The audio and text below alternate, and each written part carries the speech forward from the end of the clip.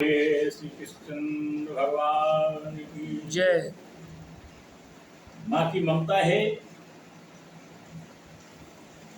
आज सब कुछ अच्छा अच्छा चल रहा था, सब तैयारियां चल रही थी, मंगल मंगल चल रहा था, मंगल में आज अमंगल हो गया। बहुत प्रकार से विलाप करती है माँ। पैर चरण लटपटा रहे हैं, एक दूसरे से भिड़ रहे हैं। अपने को अभागी मान रही माँ, अपने को अभागी मान रही है। मेरे पूजन कुछ ऐसे पाप रहे होंगे, इस साल मेरे साथ बेटे को दाम दुख मिला है, मेरे को फल मिला है। दारुण दुसहे गाव उर्व्यापा, वर्ण जाय विलाप कलापा। राम उठाए मात उर लाई, कही प्रभु वचन बहुत समझाई। बहुत दारुण दुख मिला है। व्याप गया पूरे शरीर में, माँ के शरीर में दुखी को व्याप गया है। बहुत प्रकार से विलाप करती है, उस विलाप को प्रकट नहीं करती माँ, प्रकट नहीं करती है। और फिर पढ़ती है माँ, तो दुख हो जाती है माँ की। राम उठाए माँ तो उर लाई, कहे मृदु वचन बहुत समझाई। माँ की गोद गले से लगाया राम ने, बहुत प्रकार से समझाया माँ। कौशल्या को बहुत प्रकार से समझाया है। समाचार ते समय सुन, सिए उठी अकुलाए। जास जाए दासाद पद कमल गुण बंधु बैठ सुनाए। माँ को राम ने समझाया, माँ तुम तो बड़ी धैर्यशाली हो, जीवन में हर समय सुख दिया है बेटे को, कष्ट समय माँ तुमने सहे। पीले में सोई हो माँ, सूखे में सुलाया माँ, पिता की डांट से बचाया माँ, उंगली पकड़ के पैदल चलाया माँ, आंखों से ओझल नहीं होने दिया माँ। फिर भी यदि मैं आंखों से ओझल रहा हूँ तो ममता भरी निगाहें, ममता का स्नेह स्नेह हर समय छाया बन करके मेरे साथ रहा है।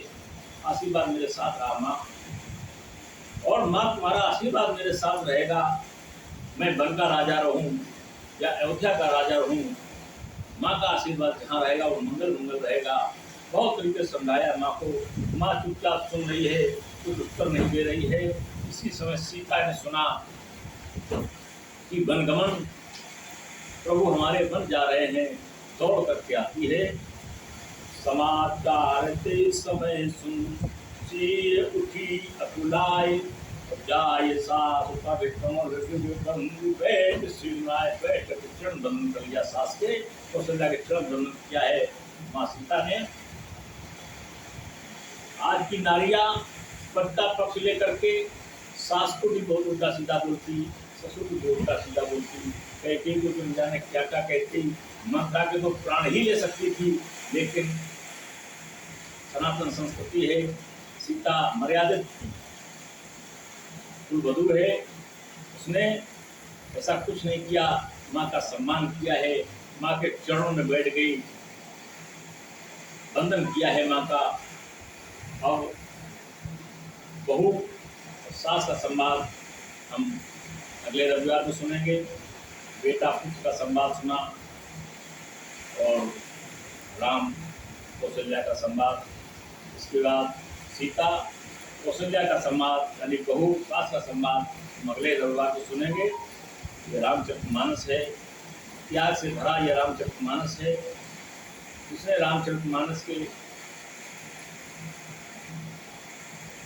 मन में उतार लिया, उसका जीवन सार्थक हो गया, जीवन सफल हो गया। हर तरीके की कष्ट है, हर तरीके का सुख है, सुख में कैसे रहा जाए, कष्ट में कैसे रहा जाए, सब सारे प्रश्नों को उत्तर श्री रामचरितमानस में है, रामचरितमानस में। और जो भी रामचरितमानस का एक एक मंत्र जीवन में संपूर्ण फलदायक है। एक मंत्र भी अगर रामचरितमानस का मन में उतार लिया, जीवन सार्थक हो जाता है। और मंत्र का जब कोई मूल्य नहीं लेता तो मंत्र सार्थक रहता है। और जब कोई झाड़ में टूटने वाला मंत्र वाला पैसे लेने लगता है तो मंत्र मूलहीन हो जाता है, सारहीन हो जाता है। जो हम पैसे दे करके रामचरितमानस सुनते हैं या श्रीमद् भागवत सुनते हैं या अन्य अन्य चरित्र सुनते हैं, प्रभु के उन चरित्र को सुनने का वो महत्व नहीं है। निःशुल्क कोई ऐसा शुल्क किसी से नहीं लिया जा रहा है। केवल रामचरितमानस हनुमान जी को सुनाई जा रही है। हनुमान जी के साथ सभी श्रोता सुनते हैं और ये धन है श्रोता जो निःशुल्क राम कथा सुनते हैं। कोई स्वार्थ नहीं है, केवल स्वार्थ ये है राम का स्नेह, रामचरित्र का स्नेह, एक आस्था स्नेह, एक संकल्प, यही एक स्वार्थ है। उसमें प्रभु राम की कृपा है, तभी हम सब एक दूसरे से इसी बहाने मिल लेते हैं, सत्संग में सम्मिलित हो जाते हैं। एक घड़ी आधी में दुनियाद तुलसी संगत साजती है, वो टकरात कर आधी घड़ी, आधी में आधी घड़ी भी सत्संग की हो गई है तो सारे जीवन के पास समाप्त हो जाते हैं, करोड़ों पास समाप्त हो जाते हैं। हम सब बड़े सौभाग्यशाली हैं। एक सप्ताह में जो भी जाने अनजाने में पाप हुए हैं आज सब समाप्त हो गए। फिर हम लोग अगले सप्ताह मिलेंगे, इस पूर्ण पथ पर चलेंगे। भगवान राम का 2 बार नाम, प्रभु की प्रार्थना, हम ध्यान भी रहें, जैसे भी रहें, सुख से रहें। राम हृदय मन में दया कर सेवा मिली, बस केवल भाव होना चाहिए। राम का हृदय, राम को हृदय में धारण करना चाहिए। जैसे हमारे भगवान शंकर राम को हृदय में धारण किए हुए हैं, मन में दया का भाव है और तन अपने कार्य में लगा हुआ है, सेवा में लगा हुआ है। बस यही विचार सबके होना चाहिए। इसी तरीके से भगवान का 2 बार नाम, इसके बाद प्रार्थना और यही सत्संग का विश्राम। श्री राम जय राम जय जय राम, श्री राम जय राम जय जय श्री राम जय राम जय जय राम, श्री राम जय राम जय जय राम। श्री कृष्ण गोविंद हरे मुरारे, श्री कृष्ण गोविंद हरे मुरारे, हे नाथ नारायण वासुदेव, हे नाथ नारायण वासुदेव। श्री कृष्ण गोविंद हरे मुरारे, श्री कृष्ण गोविंद हरे मुरारे, हे नाथ नारायण वासुदेव, हे नाथ नारायण वासुदेव। गोविंद मेरो है गोपाल मेरो है, माँ के बिहारी नंदलाल मेरो है, गोविंद मेरो है गोपाल मेरो है, बाके बिहारी नंदलाल मेरो है। जय श्री राधे गोविंदा, भजले हरि का प्यारा नाम है। श्री राधे गोविंदा, हरि का प्यारा नाम है। प्रार्थना नाथ से मेरी यही, प्रार्थना नाथ से मेरी, कहीं माया में भूल न जाऊं तुम्हें, माया में भूल न जाऊं। मेरे भाग्य से चाहे जहाँ मैं रहूं, मुझे भाग्य से चाहे जहाँ मैं रहूं। सुख में मिट जाऊं तुम्हें, सुख में दुख में मिट जाऊं। अविलंब न होवे और मेरा, अवलंब न होवे और मेरा, सहारा न होवे और मेरा, सहारा न होवे और मेरा। अपना सर्वस्व बनाऊं तुम्हें, अपना सर्वस्व बनाऊं तुम्हें। इस दास में भावों की दृष्टि खुले, इस दास में भाव की दृष्टि खुले। जहाँ देखूं तो वहाँ पाऊं तुम्हें, जहाँ देखूं प्रभु वहाँ पाऊं तुम्हें। प्रार्थना नाथ से मेरी यही, प्रार्थना नाथ से मेरी यही, कहीं माया में भूल न जाऊं तुम्हें, कहीं माया में भूल ना जाऊं तुम्हें। भगवान की जय, भगवान की जय। एक व्यक्ति था, कभी कथा सुनने नहीं जाता था। पत्नी ने बहुत समझाया, पास में कथा होती है, सत्संग होता है, सारे दिन बैठे रहते हो, कहीं यहाँ बैठते हो, कहीं वहाँ बैठते हो, कभी लड़ाई झगड़ा कर आते हो, कभी कुछ करते हो।